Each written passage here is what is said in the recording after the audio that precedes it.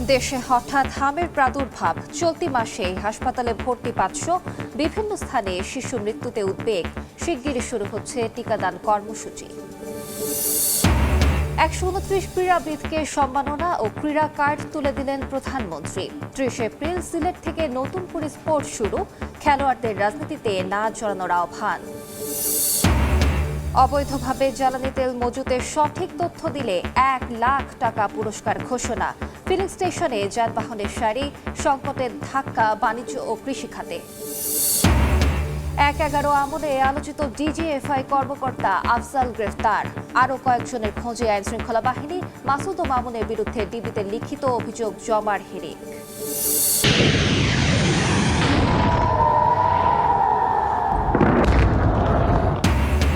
ইসরায়েলের শিল্পাঞ্চলে হামলা, ইরাকে মার্কিন ঘাঁটিতে আক্রমণ, স্থল অভিযান হলে জবাবের হুঁশিয়ারি আইআরজিসির। ইরানের তেলের নিয়ন্ত্রণ নিতে চায় ট্রাম্প।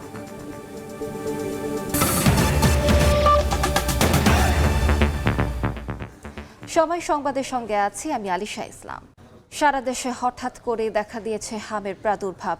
এর কারণ হিসেবে নিয়মিত টিকাদান কার্যক্রম ব্যাহত হওয়াকে দুষছেন চিকিৎসকরা। তারা বলছেন, অভিভাবকদের অবহেলাও কিছু ক্ষেত্রে বাড়িয়েছে এই শঙ্কা। শিশুরা বেশি আক্রান্ত হওয়ায় বাড়ছে দুশ্চিন্তা। এ অবস্থায় স্বাস্থ্যমন্ত্রী জানান, প্রকোপ মোকাবেলায় দ্রুতই শুরু হবে টিকার ক্যাম্পেইন। পরিস্থিতি মোকাবেলায় ভেন্টিলেটর বাড়ানো সহ নেওয়া হয়েছে সব ধরনের প্রস্তুতি। সংক্রামক ব্যাধি হামে আক্রান্ত হয়ে হাসপাতালগুলোতে বেড়েছে শিশুর চাপ। এই রোগ শ্বাসতন্ত্রকে আক্রমণ করে দ্রুত একজন থেকে অন্যজনে ছড়িয়ে পড়ে। রাজধানীর সংক্রামক ব্যাধি হাসপাতালেও বেড়েছে হাম রোগীর সংখ্যা। দেশের বিভিন্ন জায়গা থেকে আসছেন রোগীরা। চিকিৎসকরা বলছেন, শিশুদের 9 থেকে 15 মাসের মধ্যে হামের টিকার নিয়মিত কার্যক্রম ব্যাহত হওয়ার কারণেই বেড়েছে প্রাদুর্ভাব। চলতি বছর এই হাসপাতালে হামে আক্রান্ত হয়ে ভর্তি হয়েছে 600-র বেশি। এর মধ্যে মারা গেছে 22টি শিশু। কোনো টিকা দান কেন্দ্রে টিকার অভাব ছিল। রোগীদের অভিভাবকের কথা অনুযায়ী অভাব ছিল, তাদেরকে হয়তো অন্য কোনো সেন্টারে যেতে বলা হয়েছে বা অপেক্ষা করতে বলা হয়েছে, এবং যে কোনো কারণে হোক পরবর্তীতে আর টিকাটা নেওয়া হয়নি। তো প্রতি 5 বছর পর পর একটা ক্যাচ আপ ক্যাম্পেইন করতে হয়। এই ক্যাচ আপ ক্যাম্পেইনটা 2024-এর শেষের দিকে হওয়ার কথা ছিল, যেটা হয়নি। তো এটাও একটা গুরুত্বপূর্ণ কারণ হতে পারে। তবে উদ্বেগের বিষয় হলো, আক্রান্তদের অধিকাংশ শিশুর বয়সই 9 মাসের কম। এতে দুশ্চিন্তা বাড়ছে অভিভাবকদের। আবার কারো কারো টিকা নেয়ার পরও হয়েছে হাম। টিকা সব দিয়েছি, সবগুলো টিকা দিচ্ছি আমরা। এখন এটা তো আমাদের আগে তো জানা ছিল না, এখন আমরা বুঝতে পারতেছি। এটা শিশু হাসপাতালে নিয়েছে, শিশু হাসপাতালে আমাদের রাখবে না। আপনার থেকে নাইটে এসে ভোরবেলার থেকে আমরা দৌড়াদৌড়ি। জ্বর হয়েছে থেকে কিছুই খায় না, বুকের দুধও খায় না। এদিকে হামের প্রাদুর্ভাব ঠেকাতে নানা উদ্যোগ গ্রহণ করেছে স্বাস্থ্য মন্ত্রণালয়। এখনই অতিমারি না হলেও অতিমারি হওয়ার শঙ্কা প্রকাশ করে মন্ত্রী জানান, সব ধরনের প্রস্তুতি নেওয়া হচ্ছে। প্রস্তুত করা হচ্ছে বিভিন্ন হাসপাতালের আইসিইউ ইউনিট সহ বিভাগীয় শহরের হাসপাতালও। দ্রুতই শিশুদের টিকা দেয়া হবে বলেও জানান মন্ত্রী। শিশু হাসপাতালে আমরা বেবিদের মিজেলস রোগীদের জন্য আমরা ওয়ার্ডের ব্যবস্থা করেছি, আইসোলেটেড ভেন্টিলেটরের ব্যবস্থা করা হয়েছে। মানিকগঞ্জে 8 bedded ICU unit along with ventilator ব্যবস্থা করা হয়েছে। রাজশাহীতে কালকে আমরা পাঁচটা ভেন্টিলেটর আমরা নিউনেটাল ওইখানে পাঠিয়েছি। হাম সহ অন্যান্য টিকা কেনার জন্য 604 কোটি টাকা বরাদ্দ দেওয়া হয়েছে বলেও জানান স্বাস্থ্যমন্ত্রী। মনির হোসাইন, সময় সংবাদ, ঢাকা। এই মুহূর্তে রাজধানীর মহাখালীতে ডিএনসিসি হাসপাতালে আছেন সহকর্মী মনির হোসাইন। সরাসরি যাচ্ছি তার কাছে। মনির, বিস্তারিত জানাবেন। এই মুহূর্তে আছি মহাখালীর ডিএনসিসি ডেডিকেটেড হাসপাতালে। এই ডিএনসিসি ডেডিকেটেড হাসপাতালের এখন যে ওয়ার্ডে আছি, এখানকার এই যে শিশুদের যাদের দেখছেন, তাদের কারো বয়স 1 বছর, কারো বয়স 2 বছর এবং কেউ কেউ 1 বছরের নিচে। তারা দেশের বিভিন্ন জায়গা থেকে এখানে এসে ভর্তি হয়েছেন। তাদের হাম ধরা পড়েছে, তারা হামে আক্রান্ত। এই হামে আক্রান্তের যেই প্রবণতা, সেটি গত 15 দিন ধরেই মূলত বৃদ্ধি পেয়েছে। আমরা সকাল থেকেই যেটি আসলে জানাচ্ছিলাম, বিশেষ করে পুরো মার্চ মাসের শেষের দিকে এসে এই প্রাদুর্ভাব বেড়েছে। এই প্রাদুর্ভাব বাড়ার কারণেই কিন্তু হাসপাতালগুলোতে চাপ বাড়ছে। সাধারণত যে সকল শিশুরা আছে, সেই সকল শিশুদের শুরুটা জ্বর, সর্দি থেকে শুরু করে যে শ্বাসকষ্ট পর্যন্ত হচ্ছে, এসব যে উপসর্গ, সেসব উপসর্গ নিয়ে তারা হাসপাতালে আসছেন। তারপরেই তাদের যেই হাম সেই হাম ধরা পড়ছেন। চিকিৎসকরা বলছেন যে নিয়মিত যে কার্যক্রম টিকার সেই টিকা কার্যক্রম ব্যাহত হয়েছে এবং কোনো অভিভাবক তারা জানেনই না যে টিকা তারা দিয়েছেন কিনা বা টিকা দিতে হবে, টিকা দেননি, যার কারণেই কিন্তু এই হামের প্রাদুর্ভাব বেড়েছে। তবে যেটি আসলে স্বস্তির খবর, স্বাস্থ্যমন্ত্রী আজকে জানিয়েছেন যে খুব শিগগিরই তারা যে টিকা সেই টিকার ব্যবস্থা করছেন এবং টিকা দেওয়ার যে প্রক্রিয়া সেটি শুরু করবে স্বাস্থ্য মন্ত্রণালয় এবং সেই সঙ্গে দেশের বিভিন্ন হাসপাতালে ভেন্টিলেটর সহ আইসিইউ সহ সব ধরনের প্রস্তুতিও নেওয়া হয়েছে বলে জানিয়েছেন স্বাস্থ্যমন্ত্রী। তো এই ছিল রাজধানীর মহাখালীর ডিএনসিসি ডেডিকেটেড হাসপাতাল থেকে হামে আক্রান্ত রোগীদের সবশেষ তথ্য। সরাসরি যুক্ত ছিলাম ডিএনসিসি হাসপাতালে। এদিকে ঢাকার বাইরে বিভিন্ন হাসপাতালে হামের উপসর্গ নিয়ে ভর্তি হচ্ছে শিশুরা। রোগীর চাপে অনেক হাসপাতালে দেখা দিয়েছে শয্যা সংকট। পরিস্থিতি মোকাবেলায় নানা উদ্যোগ নেয়ার মধ্যে বিভিন্ন জায়গায় শিশু মৃত্যুর খবরে বাড়ছে উদ্বেগ। জ্বর, কাশি, শরীরে লালচে ফুসকুড়ি নিয়ে প্রতিদিনই হাসপাতালে আসছে নতুন নতুন রোগী। হামে আক্রান্তদের বেশিরভাগই শিশু। রোগীর চাপ এতটাই বেশি যে অনেক হাসপাতালে দেখা দিয়েছে শয্যা সংকট। চলতি বছরের প্রথম 3 মাসে বরিশাল বিভাগে হামে আক্রান্ত 130 জন, যার মধ্যে শেরেবাংলা মেডিকেলে চিকিৎসা নিয়েছেন 89 জন। 78 শয্যার শিশু ওয়ার্ডে চিকিৎসা নিচ্ছেন 196 জন। স্বজনদের অভিযোগ, সংক্রমণের উচ্চ ঝুঁকি থাকলেও হামসহ সব ধরনের রোগে আক্রান্তদের রাখা হচ্ছে একসঙ্গে। 5টা ইনজেকশন করা হয়েছে। এরপরে ওই 3 জনের মধ্যে কেউ টাইফয়েড হামে আক্রান্ত ছিল, এই থেকে এই পোলা আমার এই অবস্থা। আমাদের এখানে হামের রোগীর জন্য আমরা সম্পূর্ণ আলাদা আইসোলেশন ওয়ার্ড করেছি এখন একসাথে রাখার আর কোনো সুযোগ নেই। আমরা নিচতলে 2টা রুম আমরা আইসোলেশন ওয়ার্ড হিসেবে আমরা ওখানে ডিক্লেয়ার করেছি। রাজশাহী মেডিকেলে এ পর্যন্ত হামের উপসর্গ নিয়ে ভর্তি হয়েছেন 280 জন। এর মধ্যে হাম শনাক্ত হয়ে চিকিৎসাধীন অন্তত 28 জন। এ পর্যন্ত রাজশাহী বিভাগে হামে মৃত্যু হয়েছে 3 জনের, তবে উপসর্গ নিয়ে মারা গেছে 12 জন। পরিস্থিতি দেখতে সোমবার রাজশাহী মেডিকেলে আসেন বিএনপির স্বাস্থ্য বিষয়ক সম্পাদক রফিকুল ইসলাম। বলেন, টিকার অভাবে রোগের প্রাদুর্ভাব দেখা দিয়েছে। অত্যন্ত দুঃখের বিষয় যে মিজেলসের যে ভ্যাকসিন, সেই ভ্যাকসিন ক্রয়ের যে জটিলতা তখনকার ইন্টেরিয়াম গভর্নমেন্টের সময় হয়েছিল, সেই কারণেই কিন্তু এখন অনেকেই সন্দেহ করছেন সমস্যার কারণেই আজকে হয়তোবা এই মিজেলসের প্রাদুর্ভাবটি দেখা দিয়েছে।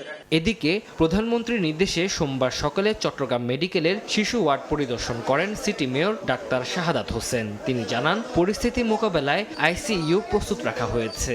20টা আইসিইউ পেডিয়াট্রিক আইসিইউ আছে, তার মধ্যে 10টা বেডকে আমরা আইসোলেটেড করে রাখছি। যদি প্রয়োজন হয় আমরা ওদেরকে শিফট করব। অল টাইপস অফ ভ্যাকসিনেশনের আন্ডারে যদি আমরা আনতে পারি, তাহলে পরে এই ধরনের কোনো ভ্যাকসিন ডেফিসিয়েন্সি রিলেটেড কোনো রোগ হবে না। চট্টগ্রাম বিভাগে হামের উপসর্গ নিয়ে হাসপাতালে আসা রোগীদের বেশিরভাগই কক্সবাজারের বলে জানিয়েছেন চিকিৎসকেরা। তানজিল হাসনাত, সময় সংবাদ। দেশের ক্রীড়াঙ্গনে সূচনা হলো ঐতিহাসিক অধ্যায়ের। খেলাধুলাকে মর্যাদাপূর্ণ পেশা হিসেবে প্রতিষ্ঠিত করতে জাতীয় ক্রীড়াবিদদের বেতন কাঠামোর আওতায় এনেছে সরকার। সকালে প্রধানমন্ত্রীর কার্যালয়ে ক্রীড়া কার্ড ও বিশেষ সম্মাননা প্রদান কার্যক্রমের উদ্বোধন করেন তারেক রহমান। 129 অ্যাথলিটের হাতে তুলে দেন ক্রীড়া কার্ড। এ সময় পেশাদার খেলোয়াড়দের রাজনীতিতে না আসার আহ্বান জানান সরকার প্রধান।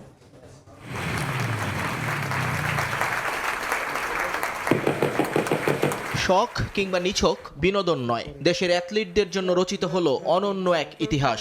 এখন থেকে ক্রীড়াবিদদের পরিচয় কেবল পদকেই সীমাবদ্ধ থাকবে না, রূপ নিল মর্যাদাপূর্ণ পেশায়। সোমবার আন্তর্জাতিক পর্যায়ে সাফল্য অর্জনকারী 129 কৃতি ক্রীড়াবিদকে বিশেষ সম্মাননা জানান প্রধানমন্ত্রী তারেক রহমান। উদ্বোধন করেন বহুল প্রতীক্ষিত ক্রীড়া কার্ড এবং বিশেষ বেতন কাঠামো। আন্তর্জাতিক অঙ্গনে স্বর্ণ, রৌপ্য এবং তাম্রপদক জয়ী অ্যাথলিটদের হাতে আর্থিক পুরস্কারের চেক তুলে দেওয়া হয়। একক পর্যায়ে স্বর্ণজয়ীরা 3 লাখ এবং দলগত জয়ীরা পান 2 লাখ টাকা করে। সবচেয়ে বড় চমক ছিল নিয়মিত ক্রীড়া ভাতার ঘোষণা, যেখানে তালিকাভুক্ত প্রত্যেক খেলোয়াড়ের জন্য প্রতি মাসে বরাদ্দ 1 লাখ টাকা। বর্তমান সরকারের ক্রীড়া উন্নয়ন দর্শনের বাস্তবায়নে আমরা নির্বাচনী ইশতেহারে বর্ণিত ক্রীড়াক্ষেত্রের প্রতিটি প্রতিশ্রুতি বাস্তবায়নে কাজ করে যাচ্ছি। এই কার্ড শুধু পরিচয় নয়, এটি ক্রীড়াবিদদের মর্যাদা ও ভবিষ্যৎ নিরাপত্তা নিশ্চয়তা দিবে। সভাপতির ভাষণে তৃণমূলের প্রতিভা অন্বেষণে 30 এপ্রিল থেকে সারা দেশে নতুন করে স্পোর্টস কর্মসূচি শুরুর ঘোষণা দেন প্রধানমন্ত্রী। তোমাদেরকে একটা সিকিউর জায়গায় মেয়েরা যাতে প্র্যাকটিস করতে পারে, খেলতে পারে, সেইটা মোটামুটি মাঠটার সিলেকশন সবকিছুই হয়ে গেছে। 30 এপ্রিল সিলেট থেকে আমরা শুরু করতে যাচ্ছি নতুন করে স্পোর্টস, এবং একই সাথে ইনশাল্লাহ এটা সারা দেশে শুরু হবে। এ সময় পেশাদার ক্রীড়াবিদদের সক্রিয় রাজনীতিতে না আসার আহ্বান জানান তারেক রহমান। পেশাদার খেলোয়াড়ি জীবনে আপনারা কোনো রাজনৈতিক দল বা গোষ্ঠীর প্রতিনিধি নন বা হবেন না দয়া করে, বরং ক্রীড়া নৈপুণ্য দিয়ে দেশের প্রতিনিধি হয়ে উঠবেন আপনারা।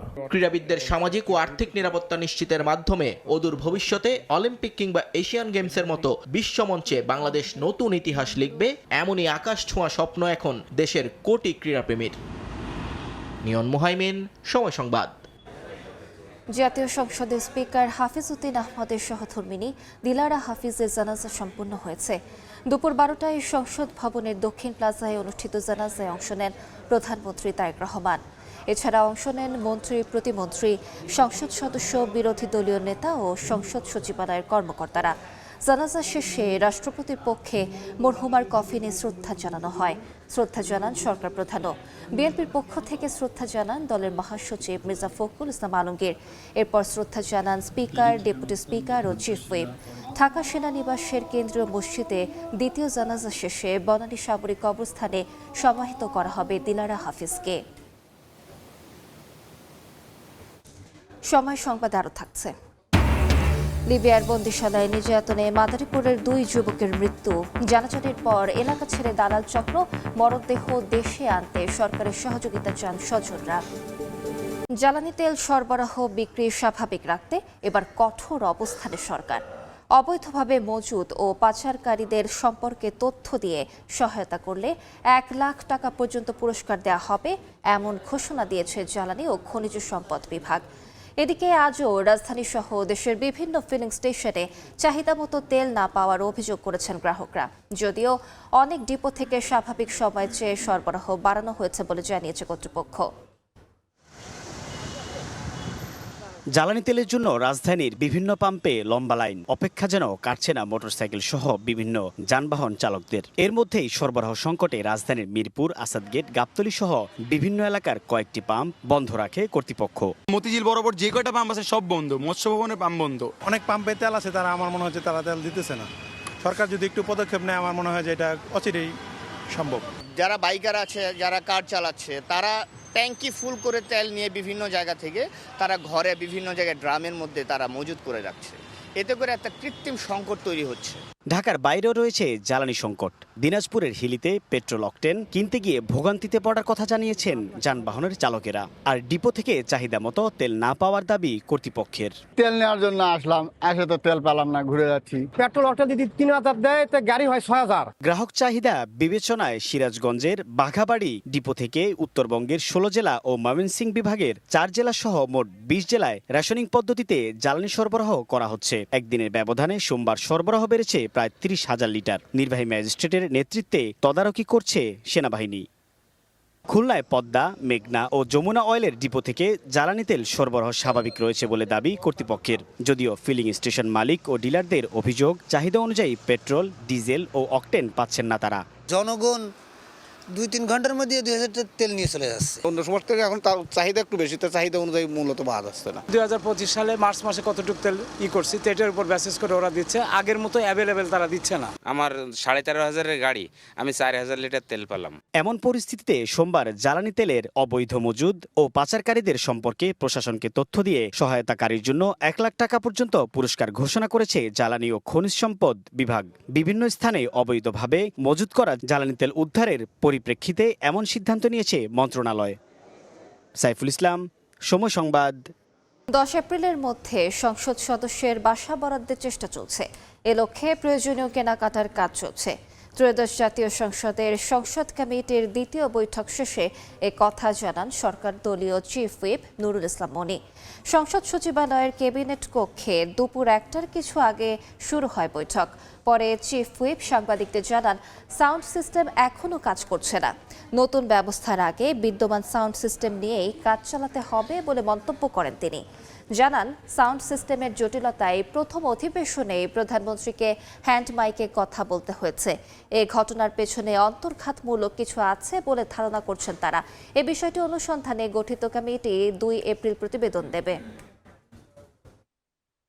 আমরা মাননীয় সংসদ সদস্যবৃন্দের আগামী 10 তারিখের মধ্যে ইনশাল্লাহ বাসবদ্ধ করার চেষ্টা করছি। আমাদের প্রয়োজনীয় জিনিসপত্র বলতে কিছুই নেই। আবার কিছু 2020 সালে হয়েছে, মানে 2000 সালে তৈরি হয়েছে, তার অনেক কিছু নষ্ট হয়েছে। এগুলো সারানো, ঠিক করা, এই কাজগুলো আমরা করছি। আপৎকালীন সময় যেরকম সিদ্ধান্ত নেয় জরুরি ভিত্তিতে, তার চেয়ে জরুরি ভিত্তিতে করার চেষ্টা করছি। গণভোট বাতিল হলে আইনগত হুমকির মুখে পড়বে নির্বাচিত সংসদ, এমন দাবি করেছেন জামায়াতের আইনজীবী শিশির মনির। স্বয়ংক্রিয়ভাবে গণভোট বাতিলের কোনো সুযোগ নেই বলেও মন্তব্য করেন তিনি। সোমবার হাইকোর্টে এক ব্রিফিংয়ে সাংবাদিকদের এসব কথা জানান জামায়াতের কেন্দ্রীয় কমিটির কর্মপরিষদের সদস্য ও আইনজীবী শিশির মনির। বলেন, গুম কমিশন, দুদক সংস্কার কমিশন, সুপ্রিম কোর্টে বিচারক নিয়োগ সংক্রান্ত অধ্যাদেশ সহ 20টির মতো অধ্যাদেশ বাতিলের প্রতিবাদ জানিয়েছেন তিনি। নির্বাচন কমিশনের আইন অনুযায়ী ঘোষিত তফসিলে অনুষ্ঠিত গণভোট বাতিল হলে সাধারণ নির্বাচনের ফলাফলও বাতিল হয়ে যাবে। অন্তর্বর্তী সরকারের গঠিত জাতীয় ঐকমত্য কমিশনে 30 বিষয়ে সব রাজনৈতিক দলের ঐকমত্য হয়েছে। সেসব বিষয়ে মানতেও বিএনপি টালবাহানা করছে বলে অভিযোগ করেন শিশির মনির। ওনারা বলেছেন এগুলোকে সেভ করা। গণভোট অধ্যাদেশকে ইনফ্রাকচুয়াস হিসেবে ল্যাপস করার প্রস্তাব করা হয়েছে। নির্বাচনের তফসিল, তার সাথে জুলাই সনদ বাস্তবায়ন আদেশের ধারা 6 এবং গণভোট অধ্যাদেশের শিডিউলে উল্লিখিত 30টি ঐকমত্যের বিষয়, এইগুলো এতভাবে ইন্টারলিঙ্কড, একটাকে যদি আরেকটা থেকে আলাদা করা হয় তাহলে আরেকটা অটোমেটিক মৃত্যুবরণ করবে। সময় সংবাদে আরো থাকছে। ফিফা প্রীতি ম্যাচে কলম্বিয়াকে উড়িয়ে দিল ফ্রান্স। DJ2 এর ম্যাজিকে 3-1 গোলে জয় পেল ফরাসিরা। রাতে খানার মুখোমুখি হবে জার্মানি।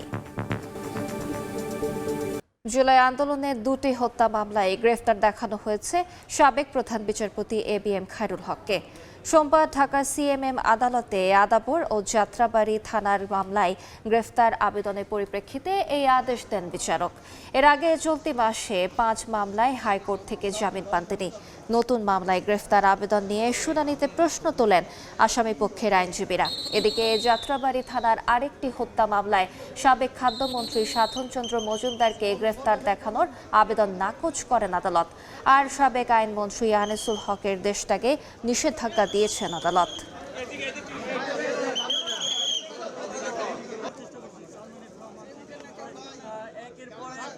বাংলাদেশের ইতিহাসের একজন সবচেয়ে বিতর্কিত একজন প্রধান বিচারপতি জনাব ABM খায়রুল হক প্রধান বিচারপতি হওয়ার পরে সে সারা বাংলাদেশের বিচার ব্যবস্থাটাকে রাজনৈতিককরণ সে করে দিয়েছে।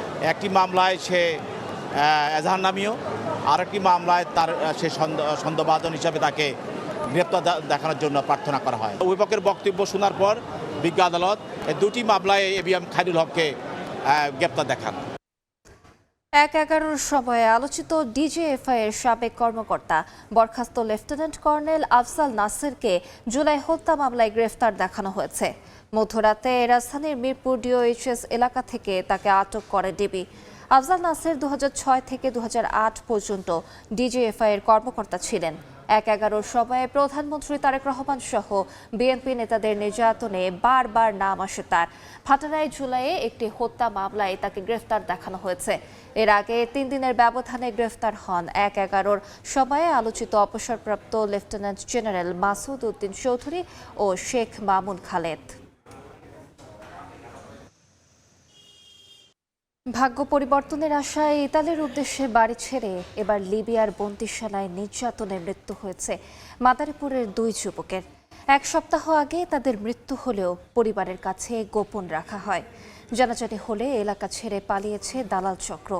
লাশ দ্রুত দেশে ফিরিয়ে আনতে সরকারের সহযোগিতা চেয়েছেন স্বজনরা। সঞ্জয় কর্মকার, অভিজিতের রিপোর্ট, ছবি তুলেছেন শাহাদাত আকন। পরিবারের সচ্ছলতা ফেরাতে ইতালির উদ্দেশ্যে বাড়ি ছেড়ে এবার দালালের নির্যাতনে বন্দিশালায় প্রাণ গেল 2 যুবকের। তাদের পরিবারে চলছে মাতম। বাংলাদেশে রাজমিস্ত্রির কাজ করতেন মাদারীপুরের ডাসার উপজেলার বিনতি লুক এলাকার মৃত সেকেন্ড হাওলাদারের ছেলে ফারুক হাওলাদার। গোপালপুর এলাকার মানব পাচার চক্রের সক্রিয় সদস্য হাবিবুর রহমান খন্দকারের খপ্পরে পড়ে ফারুক। 4 মাস আগে ইতালির উদ্দেশ্যে বাড়ি ছাড়ে সে সৌদি আরব হয়ে লিবিয়া পৌঁছান। এরপর তাকে লিবিয়ার একটি বন্দিশালায় আটকে রেখে পরিবারের কাছ থেকে 12 লাখ টাকা হাতিয়ে নেয় দালাল চক্র। ভূমধ্য সাগর পাড়ি দিয়ে ইতালি নেয়ার কথা থাকলেও মুক্তিপণের জন্য আরও নির্যাতন করলে মৃত্যুর কোলে ঢলে পড়েন ফারুক। একইভাবে দালাল হাবিবের প্রলোভনে পড়ে লিবিয়ার বন্দিশালায় মাফিয়াদের হাতে আটক হন কালকিনির দক্ষিণ জনার্দন্দি গ্রামের কালাম হাওলাদারের ছেলে ইলিয়াস হাওলাদার। সেখানে তাকেও নির্যাতন করে পরিবারের কাছ থেকে কয়েক দফা আদায় করা হয় মুক্তিপণের 20 লাখ টাকা। আরও টাকা না দিলে ব্যাপক নির্যাতনে মারা যায় ইলিয়াসও। প্রথমে মৃত্যুর খবর গোপন রাখে মাফিয়ারা, পরে লিবিয়ায় বসবাসরত কয়েকজনের মাধ্যমে রোববার পরিবারে আসে মৃত্যুর খবর। সরকারের কাছে দাবি আমার ভাইয়ের লাশটা দেশে আমরা ফেরত চাই। জানলাম যে হাবিব মাস্টারের মারফতে গেছে, হালাকে কথা বললো, হ্যাঁ সে কইলো বলে ঠিক আছে টাকা পয়সা দেন ছেলেরে নিয়ে। আমার 2টা নাতি থেকে গেছে, নাতি 2টার আমি অস্থির। 2টা বাচ্চা নিয়ে যেভাবে বাঁচবো সেই ব্যবস্থা করে দিব সরকারের দ্বারা, এটাই দাবি। এ ব্যাপারে আইনগত সহযোগিতার কথা জানিয়েছে পুলিশ। ডেড বডি বাংলাদেশে আনার ক্ষেত্রে তারা যদি আমাদের সহযোগিতা কামনা করে তাহলে পররাষ্ট্র মন্ত্রণালয়ের মাধ্যমে আমরা তাদেরকে সেই সহায়তাটুকু দেব। নিহত ইলিয়াসের সংসারে স্ত্রী ও 2 বছরের এক ছেলে রয়েছে, আর ফারুকের স্ত্রী ও এক ছেলে এবং এক মেয়ে রয়েছে। এদিকে ঘটনার পর ব্যবহৃত মোবাইল ফোন বন্ধ করে এলাকা ছেড়ে পালিয়েছে প্রধান অভিযুক্ত দালাল হাবিবুর রহমান খন্দকার। সঞ্জয় কর্মকার, অভিজিৎ, সময় সংবাদ, মাদারীপুর। দেশের বাইরের খবর। ইসরায়েলের শিল্পাঞ্চলে ক্ষেপণাস্ত্র হামলা চালিয়েছে ইরান। ইরাকে মার্কিন ঘাঁটিতে আক্রমণে উড়োজাহাজ ক্ষতিগ্রস্ত হয়েছে। তেহরান সহ বিভিন্ন স্থানে হামলা অব্যাহত রেখেছে যুক্তরাষ্ট্র ইসরায়েলও। সম্ভাব্য মার্কিন স্থল অভিযানের কঠোর জবাব দেওয়ার হুঁশিয়ারি দিয়েছে আইআরজিসি। এদিকে অভিযান চালিয়ে ইরানের তেল ও খার্ক দ্বীপ দখলে নেয়ার পরিকল্পনার কথা জানিয়েছেন যুক্তরাষ্ট্রের প্রেসিডেন্ট ডোনাল্ড ট্রাম্প।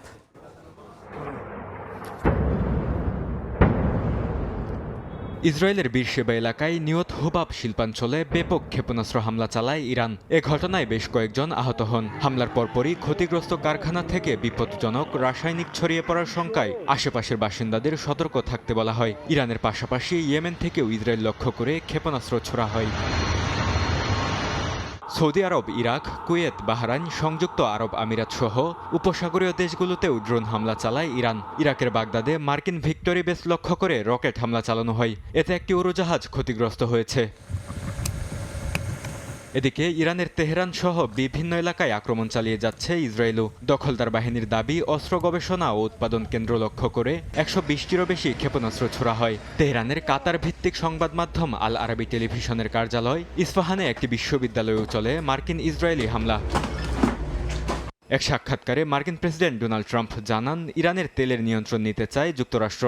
একই সঙ্গে খারাক দ্বীপ দখলে নেয়ার পরিকল্পনার কথাও জানান তিনি। তেহরানের সঙ্গে দ্রুত একটি চুক্তি হবে বলেও জানান ট্রাম্প।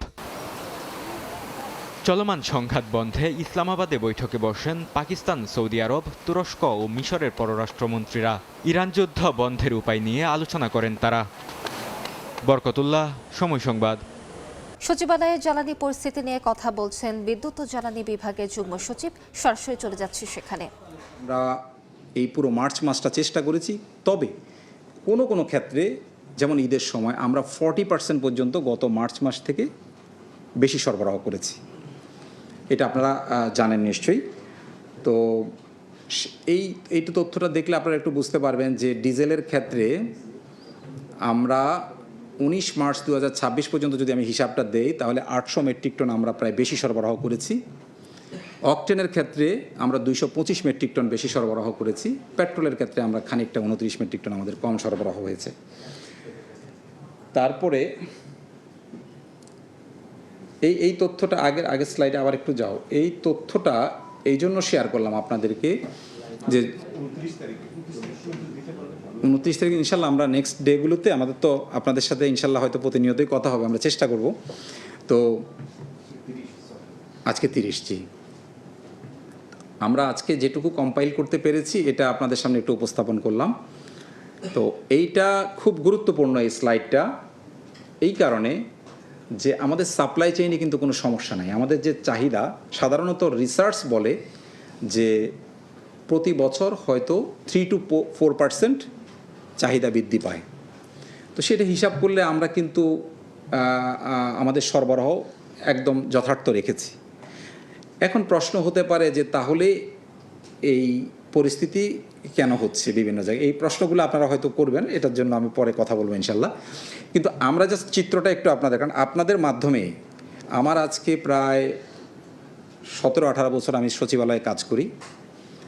আমি সবচাইতে ভালো বন্ধু মনে করি আমাদের জার্নালিস্টদেরকে, কারণ আমি চেষ্টা করি যে যত তথ্য আমার কাছে আছে এটা যদি আমরা সাংবাদিকদের দিতে পারি তাহলে জনগণের কাছে মেসেজটা খুব ইতিবাচকভাবে যায়। আমি সেই চেষ্টাটা করি, সবসময় হয়তো পারি না, কিন্তু চেষ্টা করি। আমার সাংবাদিক বন্ধুর অভাব নেই মোটামুটি এই সচিবালয়ে। তো এই জন্য আমরা ভেবেছি, অনেক ভেবেই আমরা চিন্তা করেছি যে না, আমাদের এই জিনিসগুলো আসলে জানানো দরকার। আপনারা লক্ষ্য করলে দেখবেন যে এই যে একটা আর্টিফিশিয়াল ক্রাইসিস আমরা লক্ষ্য করছি, এটা হওয়ার কোনো কারণ অ্যাজ সাচ আমরা বুঝতে পারছি না। সরাসরি যুক্ত ছিলাম সচিবালয়ে, কথা বলছেন বিদ্যুৎ ও জ্বালানি বিভাগের যুগ্ম সচিব। তার বক্তব্যের সম্পূর্ণ অংশ দেখতে ভিজিট করুন সময় টিভির ফেসবুক পেজে। এ ছিল বিকেল 3টার সময় সংবাদে। এরপর আন্তর্জাতিক সময়ের সঙ্গে থাকবেন ইমদাদুল হক। আলিশা, আপনাকে ধন্যবাদ। আন্তর্জাতিক সময় নিয়ে আসছি কিছুক্ষণ পর, সঙ্গে থাকুন সময়।